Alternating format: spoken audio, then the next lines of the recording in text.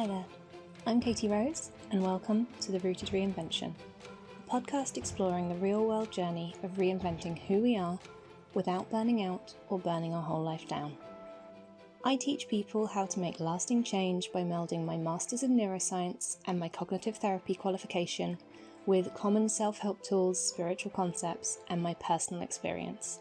Because being yourself doesn't need to feel so damn hard. To get more information on podcast episodes, please visit rootedreinvention.com/podcast.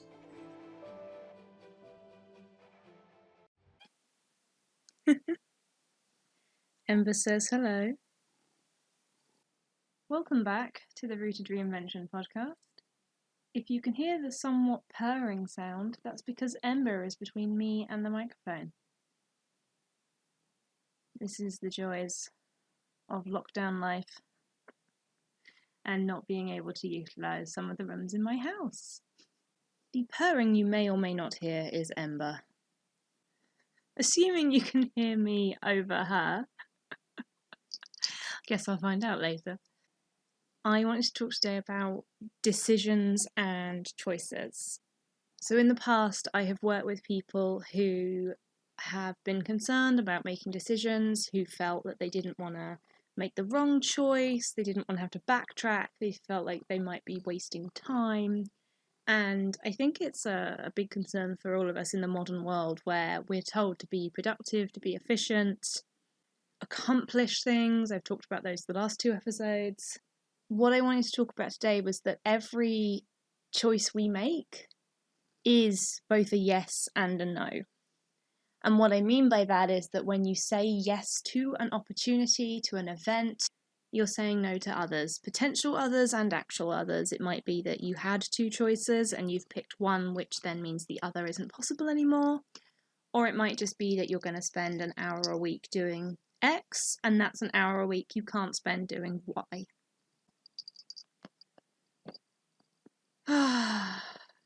Cats today, eh? Who'd have them? So every choice we make is both a yes and a no. Everything we agree to do is actually us saying, I don't have time or energy for something else, either in the future or at that moment. And I mention energy because that is something that I've found probably one of the most helpful parts of my kind of rooted reinvention strategy is considering energy coming in and energy going out. So I tend to think about like a battery being charged and then being drained and then being recharged again.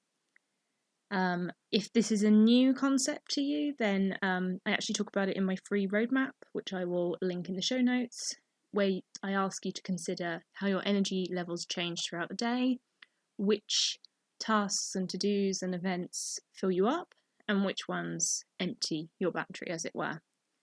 So for me, writing an email or a forum response actually fires me up.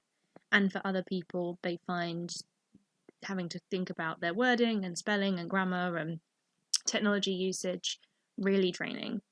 But for me, having that opportunity to say what I want to say and to do it in a way that means I can check that I've got across what I want to.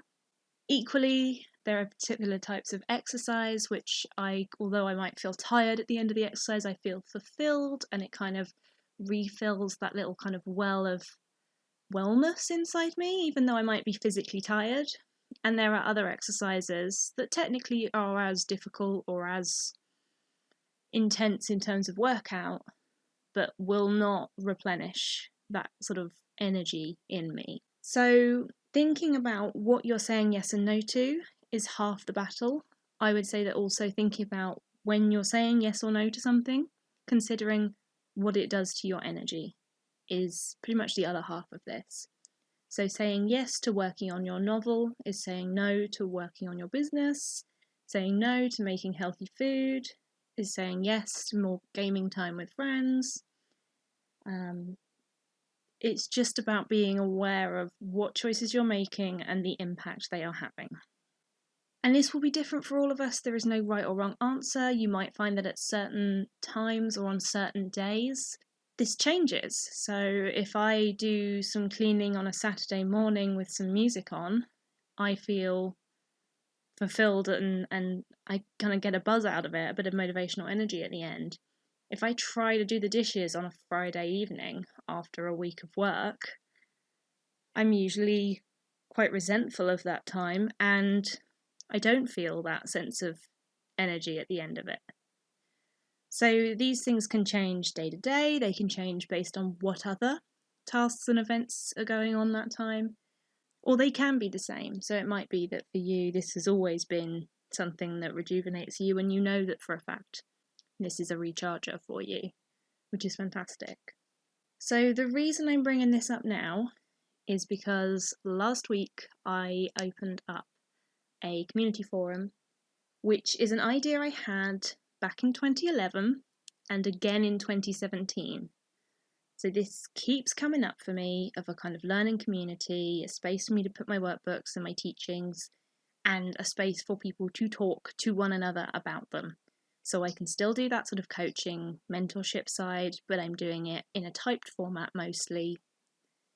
And saying yes to making that community, which was to plugins, a little bit of code, design, naming of things, coming up with categories, linking course material, memberships, it meant I'm not spent as much time on my novels, on my non-fiction book, on gaming, or reading for fun. And I was thinking about how my energy has shifted the last couple of weeks as I have been fine-tuning and kind of really finalising the sort of, I guess, draft version of this community space compared to where I was in December when I first threw myself into it and started from scratch. And I think for me it was a reminder to come back to which of these tasks is draining me, which of these tasks is filling me up, and am I putting a load of drainers all one after the other, after the other, after the other, till I'm empty, without any refillers in the middle? So I'm not saying if there's something that drains you, you never have to do it again, because quite frankly, we all live in the real world. As listeners will know, I hate washing up, and I find it drains me. However, I have learned that if I put it in between two tasks that charge me up again, I can minimise that negative draining effect on my overall energy level for that day. So my question for you this week is, what choices have you made? And what is the impact of that on your motivation, your energy, your ability to do the things you say you do, the ability to turn those plans into tangible action steps and then do them? Because I think this is one of the biggest blocks people have when they're reinventing themselves. We have plans, we have the ideas, we have a vision of some kind, even if it's just a core desired feeling we want to be having, or a vague idea of what job will bring us that satisfaction, or how it might look for us to be in this space. And then having all of the conflicting information from every self-help book out there, and trying to do the science and a bit of the woo and the spiritual and manifestation, because that seems to work for some people, trying to pull it all together and then make an actionable task list and then have the motivation to do it, I think is probably our biggest block as reinventors and like lifelong learners and things. So this is really a core foundational piece, certainly in my experience, of how we can turn whatever technique we feel is going to work for us into reality. We have to be able to manage our energy as a human being. So think about what you've said yes and no to. Think about the things you say yes and no to this week. You know, think about when, what do you want? Do you want pizza for dinner, or do you want to cook this? What's going to be better for my energy? Am I going to gain more energy in taking that extra 20 minutes to cook a healthy meal, but then feel like I've had a healthy meal? Or is it going to be better for me to get takeaway and spend that time chatting with that friend who I know is going to like refuel my battery instead? And again, there's no right or wrong answer. It really does depend on you, on the situation you're in. I think the one thing at the moment is we're all thinking about things quite a lot. And if you struggle to kind of do this on a thought level, draw it out. wake up 7 a.m, feel 7 out of 10 based on how much sleep I got. Okay, what's the first thing you do? Oh, I had a shower. Did that move you up or down? Oh, that was quite tiring actually because I was already tired, so I'm down to 6.5 out of 10. Okay, well, if you hit 0 out of 10, you're drained completely. So what happens next? Is it an up or a down? What happens next? Is it an up or a down?